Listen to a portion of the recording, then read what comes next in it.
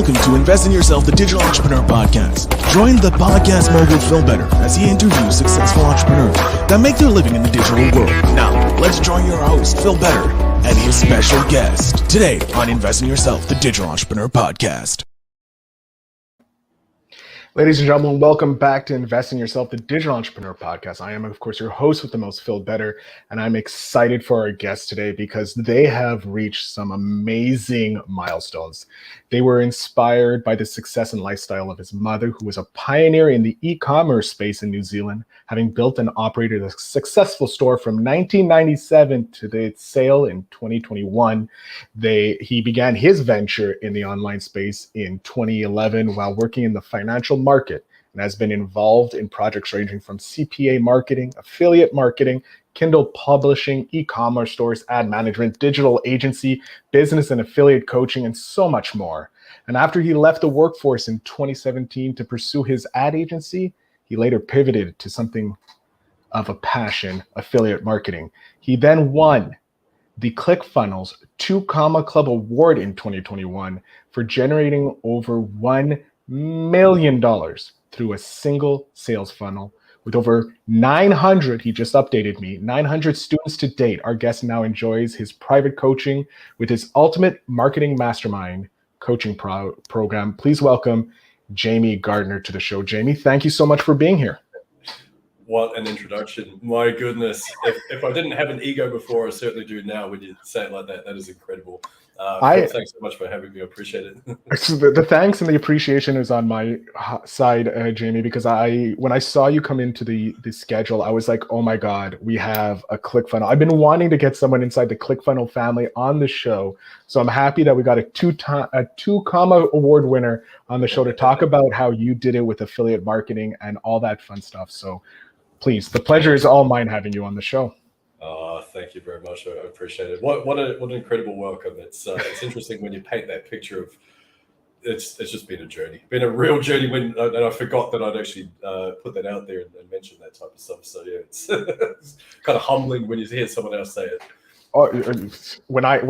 I hate talking about myself. So when I hear someone says, "Oh, he's an award winner," or this and that, I'm like, "No, stop." And plus, I'm Canadian, so it's like ingrained in me to be humble.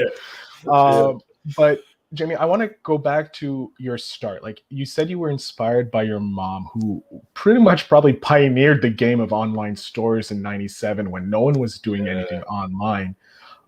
What made you decide to transition into the online space? Was there a moment in 2011? Yeah, there was. Yeah. So, how long have we got? So it said this was 30 minutes. I hopefully don't ramble. If this takes the whole 30 minutes, I think it's going to be more than worthwhile. Awesome. So, yeah, basically 2011, I used to work for a company that was specializing in derivatives products. So, there's a product called contracts for difference. So think like futures, options, things like that. And so it was an incredibly stressful time. I started on the 16th of September 2008 for that company. And the reason I remember that is because Lehman Brothers, the big investment bank, collapsed the day prior. And so I walk into the scene and it is just absolute chaos, and there's yelling and screaming and angry people, and like it was just mental. And so I was like, cool, I feel like home. This is amazing. So, but of course, 3 years of going through the most tumultuous times in the financial markets, and at that point, at least anyway, I was starting to get burnt out. And 2011 saw a whole bunch of random stuff happen. It was like I think the Fukushima power plant had happened, and that caused chaos on the markets as well.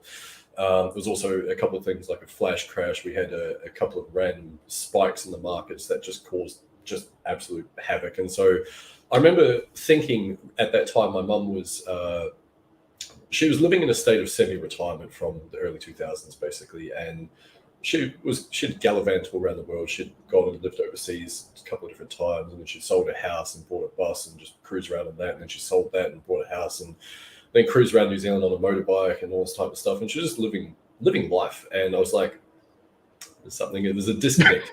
Like, what's that? Like, here I am, like slaving away in the corporate world, in a very high pace, very stressful environment, which I loved. I absolutely loved the financial markets, but I was also aware that it's not sustainable long term. Like, I'm going to reach the point where this is the moment. And so started setting up financial markets related blogs, and I don't know why I decided to do 3 at once, as you do.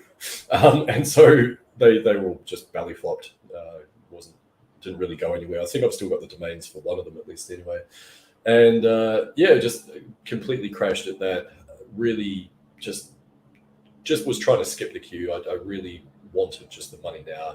I wasn't willing to address my mindset, my relationship with money, and all this type of stuff. And it was a pretty tough ride for the first few years. But I was inspired by her and inspired by the financial markets, basically, and my position in the market at that time. And so I was like, I am going to make this online stuff happen no matter what.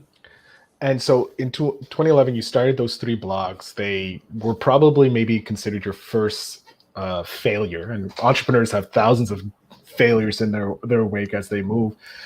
When did you realize you had to correct some things? Like you mentioned your mindset around money.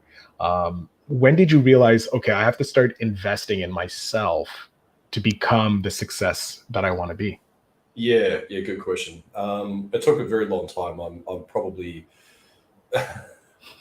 perhaps I don't think I'm a slow learner. I think when it comes to interpersonal stuff within myself, I'm probably just a little bit slow to adapt and adjust. And so I was really stubborn. I'm like, no, I'm sure that I can, make tens of thousands of dollars out of this $12 course. I'm sure like the sales page wouldn't lie to me. No, I'm adamant. And so I was probably a little bit too stubborn. I think I was just stubborn in my resolve to make something work at that level. And it sort of led me on this kind of wild goose chase. And I did end up investing quite significantly when it came to e-commerce. I actually set up again, for some reason, I decided to set up 3 e-commerce stores. I don't know why I do 3 things at once. It's kind of crazy. I love to give myself very harsh lessons. That's the moral of it. But effectively, I started investing at that point. And it still took me quite a number of years after that to really go really deep into the investment side of things for investing in myself, so to speak. But when I did, interestingly enough, that's also when it was years and years and years later, actually, that's when I started to really understand the lessons and really start to attract my ideal clientele as well. Because I think I was starting to reflect what I was putting in, if that makes sense. So yeah, it took a while. No, I like how you said you were reflecting what was inside out. If you were unsuccessful, you're not going to bring in the success that you want. Yeah. And the minute you start changing that, you said, you started bringing in your ideal client.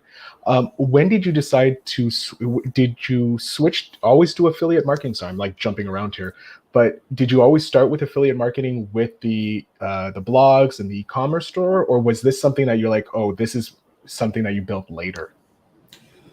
I sort of just tried a bunch of stuff, and like the sort of spiel that I gave you kind of like just scratches the surface of the amount of stuff that I had tried over the years. And like, it was just insane. Just now that I look at it, and I've actually forgotten so much of it as well, but it kind of went from blogging to CPA marketing, which is cost per acquisition, slightly different model. Put a ton of ad spend. I started running ads across pretty much every network I could find, which then led me into, oh, well, hang on, my mother is an e-commerce like pioneer in New Zealand. Maybe I should just do that e-commerce stuff. And so hence why I started doing that, got into drop shipping, started running ads on Facebook for drop shipping. I have no interest in jewelry, but I was like, oh, jewelry seems like a good thing. I should just do that. So I started doing that, and then I had a generalist store, and then I tried another kind of like eBay arbitrage type thing. And that was in 2015. And at that time, I also, unfortunately, was in and out of work for about 2 years. Actually, it was such a weird time in my life. And that, unfortunately, with some really, really bad investments, some very, very poor personal choices, and a whole bunch of other factors, living beyond my means, I ended up declaring bankruptcy in 2015. Actually, 3 days away from now, but like 8 years ago. So that's kind of crazy. It was May 8th, 2015. So which was crazy. It was a crazy time. But one of the best things that's ever happened to me, strangely enough. So Anyway, sorry, I forgot what your question was. No, it's fine. Way Like, off topic. it's fine. I was just wondering, like, when did you decide to jump in hardcore, like 100%, when you realized affiliate marketing was the vehicle for you? Right. Yeah. It had always been the vehicle all along. I think I was dabbling into a whole bunch of stuff, and then it wasn't until I managed to quit work 2017. I got my my one and only client at that stage that I was running ads for. They paid me $1,000 a month, so I got from a pretty decent salary at that point, 6 figures, to like, you know, a slight reduction, shall we say? And Just a little. yeah, and through like a series of going broke and having a little bit of cash and going broke, and then living off my wife's salary, and she just kind of looked after me for years, to be honest. And then 2019, I just basically, the catalyst was I actually started to get some traction in 2018. I was white labeling my ad expertise for another agency here in Australia, and basically they had a bunch of projects on. So December 2018, working huge days, 12, 15-hour days, and I'm like, great, I'm billing, these are hours that I'm billing, this is great, oh my god, it's going to be a great Christmas. And then they didn't pay their invoice, and basically they're pretty good. They ended up coming clean eventually and then did pay everything, so kudos to them. And they did communicate as well, and I was very thankful. They said, listen, here's what's happened. Basically, we owe Google $250K, and you know, it's going to be a lean Christmas for us as well. I'm like, wow, okay, that sucks, but you know, whatever. And it also coincided with them bringing all their marketing in-house, and so they no more contractors. I was like, okay, well, that's just business, you know. No, I can't take that personally. But it did highlight the vulnerability of that style of model, which was a service-based business of that nature, where I was just exchanging time for money. I'd given myself another job, and I was like, okay, what can I do? I'm going to go hard out as hard as I possibly can go on affiliate marketing, and just use the knowledge and the skills and the years and years and years and years and years of doing stuff to just make a go of it. And I did. I pivoted again and found myself broke again. Sucker for punishment or something. So yeah, that was at 2019. That was a catalyst. So 2019, you jump hardcore into affiliate marketing. You know it's your vehicle. When did you hit with your one funnel the become the 2 Club winner? Like, yeah. So 2019 was a really hard year. I ended up struggling my way through it, and you know, call it divine intervention, whatever you will. But like, I seem to be very good at attracting just good human beings into my life, and so ended up attracting someone into my life who I saw, and he was a young guy, and I was like, this, like, he can't even shave. He's a kid. He's just like, he's fresh out of high school, it seems, and he's out there just out of nowhere demolishing it in the affiliate marketing space. I'm like, in my realm at least anyway, and I'm like, who is this guy? He's from Queensland, and his name is Jacob Karras. He's now my very, very, very, very good friend and mentor. And so he took pity on me, and he sort of like, we ended up, you know, exchanging a few words, and I ended up catching up with him when he was in Melbourne one time, and we got along. And he basically just dropped me a note one time, and he's like, hey, I've got this idea, and this is kind of what I think the gap is in affiliate marketing. And so he helped me out with a few things, and he sort of became officially my mentor. And then very shortly thereafter, it was like literally 7 days after me struggling, like down to my last $84 in my account type stuff, I had my first $1,000 day after following his advice. And the advice, it's nothing like crazy. I mean, he's a genius, but it wasn't crazy genius advice. It was literally just simplify what you're doing, get rid of the low ticket stuff, because I was trying to sell $10 courses and random stuff like that. He's like, well, how many of those do you need to make 10K per month? I'm like, oh, I hadn't thought about that. and ironically, because I come from finance, I'm like, I should know, like, you know, some mathematics behind this, right? But I didn't even think of that.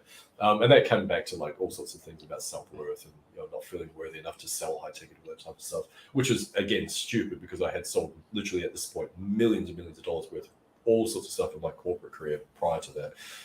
And so then, basically simplify, get rid of that stuff. Everything seems to be working in your group, so don't worry about all these other 900 different traffic sources that you're trying, and then just do that. And I'm like, okay, fine. And so bang, literally 7 days later, like, book a call, get someone on the call, introduce them to the high ticket offer, made a sale. Like, oh my God, this is amazing. And, tears of joy, all that type of stuff. And then, that was it. That was a catalyst. And then it like literally that moment, that first big high ticket sale, which that's probably not big now that I look at it, but $1,000 to me was a ton of cash. It's about 1,344 Australian, roughly. I wasn't counting or anything. You went like 1, 2, okay, good. Yeah. And 16 cents if I remember correctly. But yeah, that was a catalyst. It was just like it unlocked a secret level of my brain. And it was almost like all these years of struggling and bankruptcy and being broke and feeling like inferior and like depression and suicidal tendency, all this kind of crazy stuff. It was like, it was all for a reason. It all makes sense. All this knowledge just somehow assimilated in my mind. I'm like, I get it now. Samsonite, I was way off. Why was I looking over here the whole time? So yeah, and that was it. And then literally, so I partnered with him and our other friend, Chris Donnelly. And so there was 3 of us. And then basically we took on some beta students. We were selling. So I went from being an affiliate at that point to then being an affiliate for my own coaching program, which was kind of cool. And within, we sold some beta spots for that. And I think it was like $1,000 or $1,500 or something like that. And it was like, it's called the Super Affiliate Accelerator. And basically we built that, and Jacob built that, and Chris and I sort of like held on for dear life because he's a very focused individual. And and then literally like 14 months later, all of a sudden we kind of looked at the stats. We're like, we just hit a mill. Like we've done it. We've gone past $1 million. Like, wow, what the hell? And so submitted that to Clickfunnels. They said awesome. That was in February 2021. It took us maybe another 8 or 9 months beyond that to then actually submit get the awards and stuff like that, because we needed to fill in paperwork and all sorts of things. So, but what a wild ride! Absolutely crazy. So, man, crazy memories. No, I can only imagine when you realized that it was like we hit $1 million. Like that moment must have been like solidified in your memories, like that, like your first day selling $1,000, right? That's a huge thing. Like you said, it changed the way you look at everything. Then you realize that you sold $1 million. You went from a $1,000 day to we've just generated in 18 months $1 million. Yeah. If you had a memory from your time doing this whole thing, teaching people, doing the affiliate marketing that cemented why you did it, to get that freedom to pretty much be like your mom, have that freedom that your mom had, for your students. Do you have a memory that you can share with us? Of like a driving force to... Well, yeah. So helping a client maybe have that $1,000 day moment, like realize like, oh my God, this is how I do it. This is like, realize like they're reaching their goals. Yeah. Oh man, there's so many, like, I could probably talk about this for quite a while actually, but I'll start with myself because I'm a narcissistic. It's all about me, right? This whole show is about you, so it's fine. Be the narcissist. Yeah. I know. He says as his head starts to swell too big for his headphones. Look. So my initial, like my why has actually it's evolved somewhat, right? So initially it was like, I need to free myself from this. I need to do this, and I had a very strong driving force, and I think anyone that's done anything in life, I think there is a very strong driving force behind them, and it's often attached to, not always, but often attached to some very deep-seated insecurities as well. And so for me, I won't go into like the whole thing. I'm still trying to work it out. I've got my own mental stuff to deal with, but it was kind of like just acceptance from parents, all that quite stereotypical stuff, which was really interesting because I've got an incredible relationship with both my mum and dad. But that is one of the things that I've sort of had to explore as well, is where that came from.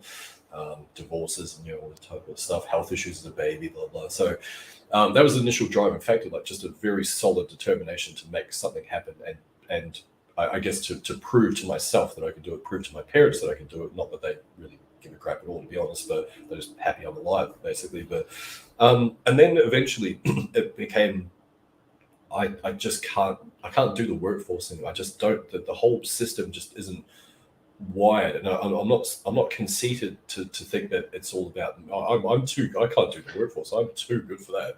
It's nothing like that. It's actually the opposite, which was the fight of being in sales and knowing that you have literally brought in millions and millions of dollars of revenue to various companies, and then you're scrounging at the end of the month, end of the quarter for like these scraps, like, oh yeah, but you know, the budget, like your target was 10 million and you got 9,800,000, and so, you know, you've missed your budget and you don't get a commission. Like, whoa, hang on a minute, like, whoa.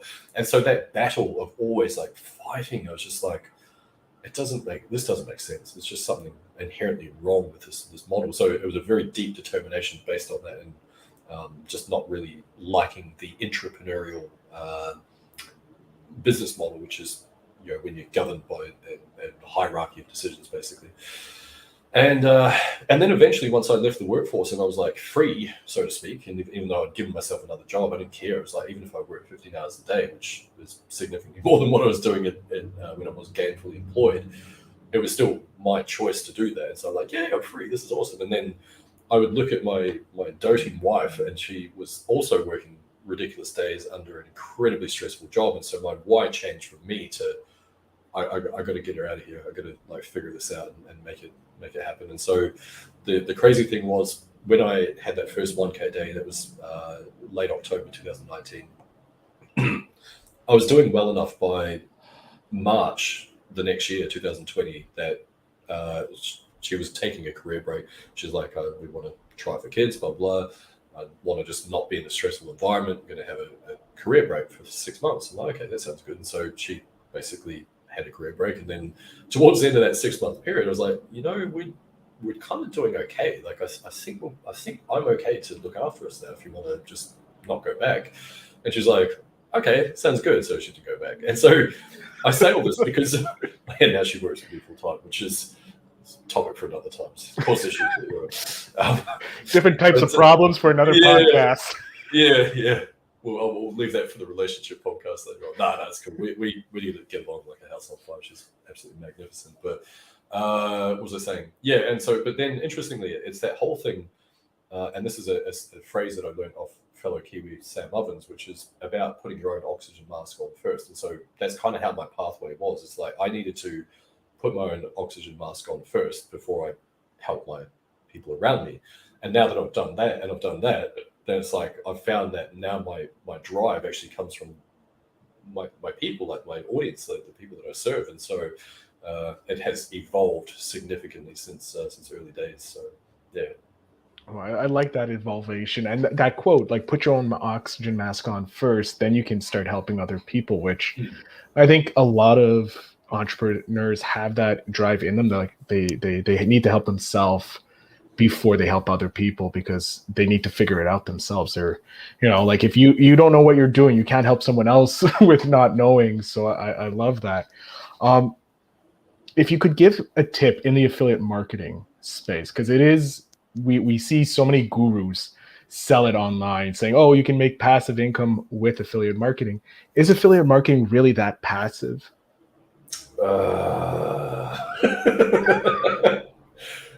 Hang on, let me get the worm can and just oh wow, okay, so far out. I might frustrate a few people here. You can create some level of passivity. There is some level, but there's unless you've got cash and that's sitting in a safe investment thing, then that's the true definition of passive income. The rest of it is labor intensive. There's a labor exchange for that passivity, and a lot of people might argue that, but I don't care. They can argue all they like because it's just and I think one of the problems is because the barrier of entry is very low to get into affiliate marketing. It attracts, like I was, and a reflection of my own journey, I was very desperate for something to work because I was in a mountain of debt early 2011 through to going bankrupt 2015. And so I was carrying this stress around and I wanted the quick fix. I'm like, all I need is just $100 a day. And once I get the $100 a day, oh my God, like life is going to change. And I had this mentality of just wanting to skip the queue, of wanting to avoid that, of wanting to have the passive income, and which is ironic because I traditionally have an okay work ethic, but I just wanted to skip past that. I wasn't ready to address the mental hang-ups that I had around my relationship with money and like all that type of stuff. And so I was desperate, really, really desperate. So I just wanted the system or the hack to make it work. And unfortunately, that is the psychology of so many people jumping into it. And a lot of the time, it's because the expectations that get sold are like, hey, the next 30 days, we can get you up to 10K per month. No problem. Easy peasy. Don't worry about it. And the problem is that there is evidence to suggest that that can happen. I've got students, one of which cracked over 10K in 49 days, got like from a standing start, got other folks that did like 50K in 4 months. Like there is these outliers, and I'm really, really transparent with this stuff. I say, listen, these are outliers. These people are not like normal. Like they've either got an existing audience or they've got like there is something different that the capacity to focus is different than most of humanity. They're just different breeds, right? Like don't take the outliers and place your expectations based on what these outliers have done, because then the difference between your expectations and reality is going to lead to either happiness or unhappiness based on that. So I always set expectations like super low, and I'm very transparent with my marketing as a result. Can you get passive income? Kind of, yeah. You can set up blogs. You can do things like set up like faceless or faced YouTube channels as well. Seems to be a popular model. You can outsource a lot of stuff. Like even with what I'm doing, I basically run a Facebook group and monetize the pants of it, and I'm able to outsource a bunch of stuff off the back of that. But even then, none of it's really passive. Like it's still client engagement and selling and all that type of stuff as well. So yeah, it's not as easy as it's made out, and unfortunately, because of the mindset of most people that jump into it leads to a very high attrition rate, because it is harder. But it is also such a ridiculously simple business model. And interestingly, sorry, rambling now, but go ahead, ramble. This is education to my listeners. Trust me, the rambling episodes for some reason do even better than the ones that are straight concrete. Yeah. So please. So. Oh man, now I lost my train of thought. It was really good. There was a nugget too. Outliers. Oh yeah. Sorry, that's what I was gonna say. Yeah, the like affiliate marketing is so unbelievably simple, and this is the thing that people miss, is that circling back in 2011, if all I had done for that entire time is just I'm going to work on one blog, if that's all I'd done, I would be like unbelievably wealthy by now, probably. Or if not wealthy, I would probably have a lot of passive income, and all that cash would have been invested into other things. And so therefore, if I just kept going with that one mechanism, with that one thing over an extended period of time, I would have gone way further than had I just chop and change and blah, blah. And yes, I've had some cool experience. Yes, I can usually very accurately read what's happening from a psychological level for my students, because I'm like, yeah, you probably got suckered in by that idea, and like I can kind of read how that goes, but which has been beneficial. But yeah, I would be miles ahead if I just stuck with it. And so that's the sort of the lesson and sort of the advice I would give to anyone that is tuning in is, pick one traffic source. That's all you need to start with. One traffic source, one offer. Right? Don't make it super complex, and one method to convert folks into customers. And if you focus on that and you do it over an extended period of time, good things will happen. Great advice from someone who's a 2 club winner with Clickfunnels, which is already doing amazing things. I'm a very big proponent of Clickfunnels. I love what Russell Brunson is doing, and he's one of the top 10 guests that I want to have on, because he's changing the world for digital entrepreneurs. So I'm looking forward to one day having that opportunity to have him on the podcast. But we are coming to the end, Jamie, and I hate it because I'm enjoying you. So I'm going to definitely invite you back for a second time. But we're going to do the Spark question of the show for my audience who's just tuning in now. Spark is by Seek Discomfort, an amazing YouTube channel. You should check them out. But is there a habit or belief that took you a long time to unlearn? I think you may have touched on this a little earlier, but to get to success? It's just a habit or a belief that took you a long time to unlearn, or took you a while to unlearn. Yeah. So belief. Habits are something that you can form and you can evolve with a bit of mental fortitude, I guess, or a lot of mental fortitude, I should say. But the belief one was was a massive thing for me.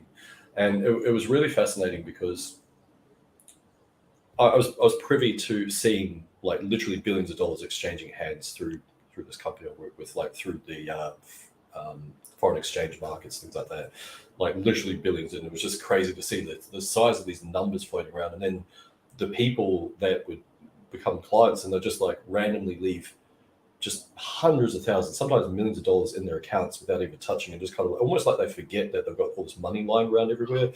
And so, yeah, what a terrible problem to have. Yeah, right. I have $1 billion over there. Oh shit, Yeah. I was over here. Oh my god, I want to have that. That's a problem I would love to have. I must have left it somewhere. It must be around here somewhere. It's in my other pants. Hold on. Yeah.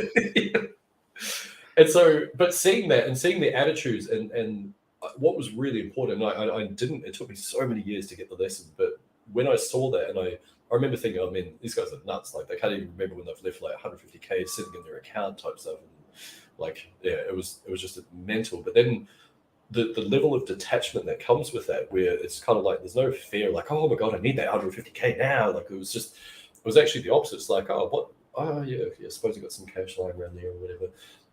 And so at the time, I thought, oh, these, you know, how could you not know that you've got, you know, upwards of $1 million just sitting in an account somewhere? Like, who are you? Like, it's crazy for me to contemplate. But then years later, I took such a deep dive into my own beliefs around money and self-worth and deservability and things like that. And I started realizing that one of the things I teach is being detached, because in a sales dynamic, if you are, hopefully this is the one, hopefully they buy my thing, then you've got a desperate energy, and that desperate energy is like, it's just like this toxic pheromone, and people can smell it even through like a digital medium such as this. So it took me many years to learn more about that. And if you're okay for me to share a little story with you. Please. I don't mind if we go long. I usually put it to 30 minutes for my guest time, but if you're willing to go further, we will go further, sir. Awesome. So I'll share a little story with you, with your listeners, and hopefully I like telling it, so maybe there might be one person in the audience that picks something up from it. But in terms of the belief system around money, I, like I say, historically very broke and very good at being broke. There was a certain comfort in the discomfort of being broke, if that makes any sense at all. And it was because when you are stepping into a new phase, you're opening yourself up to receiving money, then it's can be kind of uncomfortable. And a lot of people like myself self-sabotage. Like my big thing that I used to do was I used to trade the financial markets, which is one of the reasons why I ended up going bankrupt. And I would trade it heavily, like crazy amounts. And I'd do the most ridiculous things. Like there was one night in particular where I was just, I don't know, it was kind of like I had an out-of-body experience. I can't even explain it. But I was in the zone. I turned $124 into 14K overnight. And I'm like, oh my God, if I keep going at this rate, I'm going to be retired in like a day and a half. This is incredible. And the crazy thing was, once I started waking up to the consciousness that this isn't just numbers on a screen, this is like, oh, that's money. That's my debt paid off at that time. And then, oh my God, and this other thing. And then I could do, and then, you know, my girlfriend at the time could take on holiday and like, blah, blah.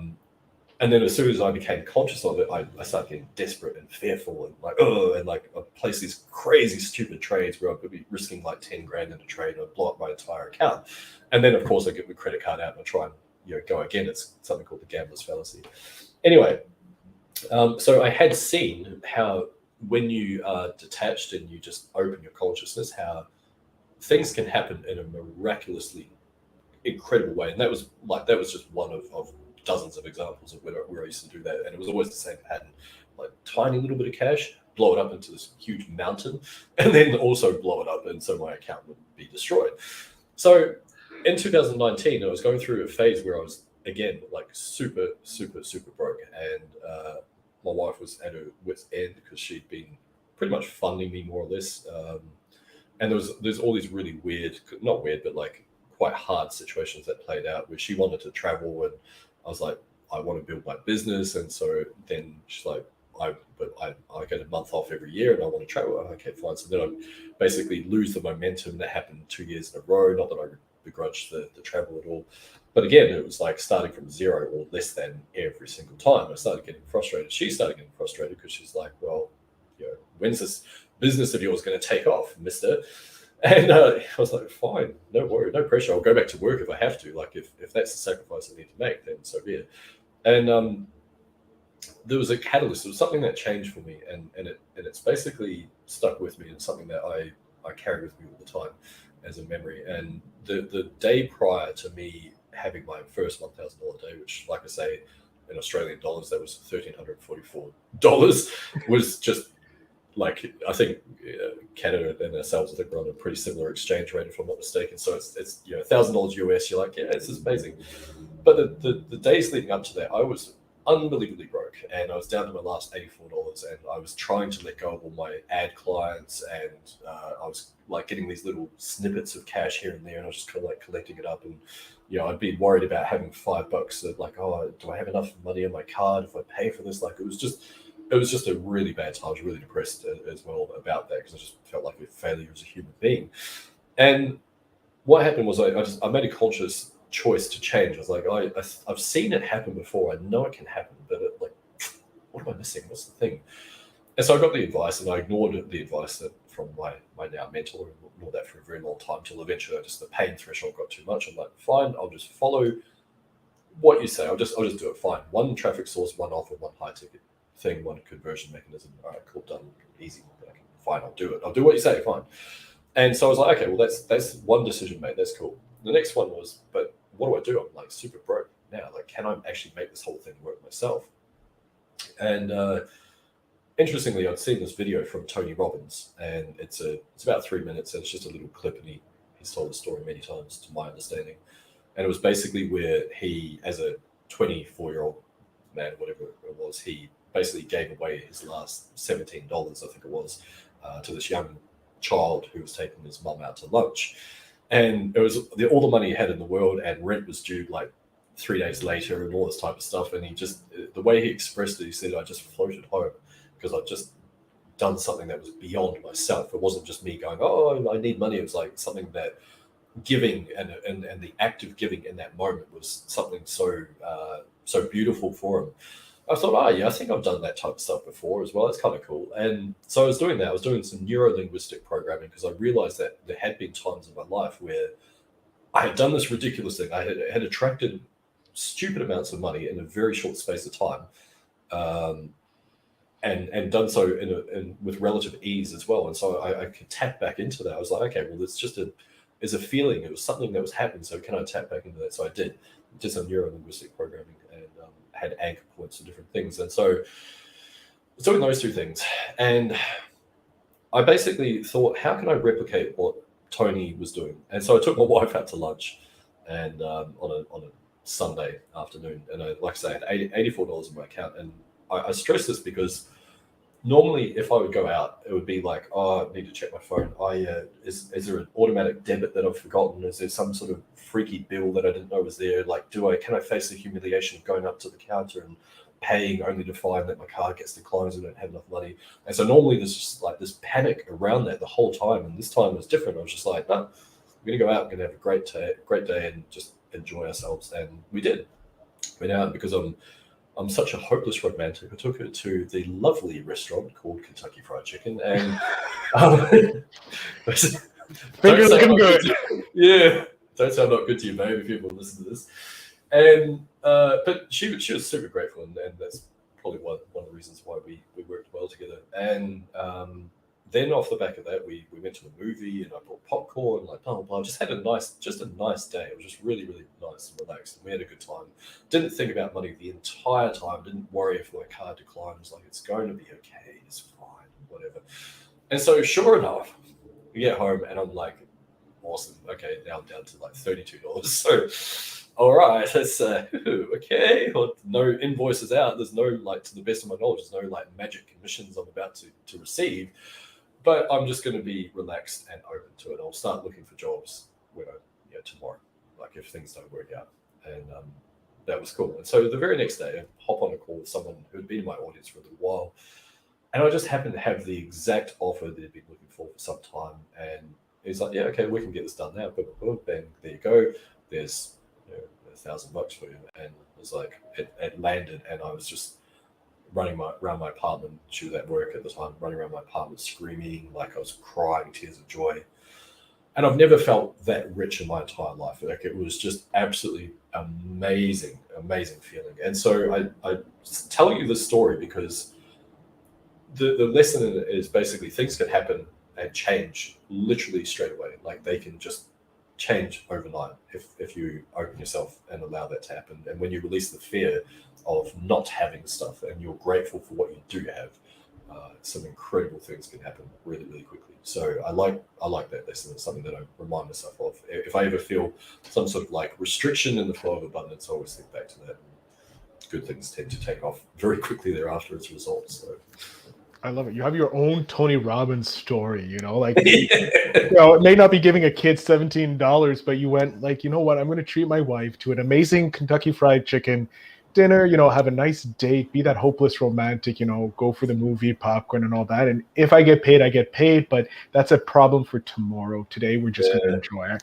I think that being present in the moment is something that's so important. Jamie, I can't thank you enough for being here. I'm going to jump off stage. Please let my audience know where they can follow you, maybe be mentored by you, whatever it is. The floor, sir, is yours. Thank you so much. Guys, I really have really enjoyed this. It's been absolutely incredible. And Phil, thank you so much for your time. And thank you very much for having me on here. If anyone is interested, what I specialize in is monetizing Facebook groups and specifically building a personal brand. Now, as ironic as this may sound, I have a very simple system that actually starts off without funnels. So if you're interested in learning more about how I've been able to help over 900 students absolutely crush it with high-ticket affiliate marketing and acquiring coaching clients, things like that, through this very simple community conversion mechanism, feel free to check out ultimatemarketingmastermind.com. There's a free case study there. And if you're interested in looking at seeing whether this might be applicable for your specific situation, there's an option to book a call with myself. Now, what I'd like to really stress is, yes, I've sold millions of dollars worth of stuff, but I can absolutely categorically assure you this is a no pressure, no stress, no manipulative sales tactics. It's literally just seeing whether what I have is appropriate for your situation. And in many cases, sadly, it isn't. And I will be quite gladly able to tell you that, or at least point you in the right direction if it's not a good fit. So once again, that is ultimatemarketingmastermind.com. Feel free to check out the free case study there. Cheers. Awesome. Jamie, thank you again for coming on, sharing your story, sharing that Tony Robbins version, your own Tony Robbins version. It's now the Jamie story. That's what I'm calling it. I can't thank you enough for being here. So again, thank you so much for spending some time with us. My pleasure. This has been really, really fun. Thanks so much for your time as well, Phil. You are very, very welcome. To my audience, as you know, in the show notes down below, you'll find all the links to connect with Jamie. And I'm going to try my best to get that Tony Robbins story in there, but I think I'm just going to use your story from now on because I think it's a better story. But yeah, check out the show notes down below and remember to always invest in yourself.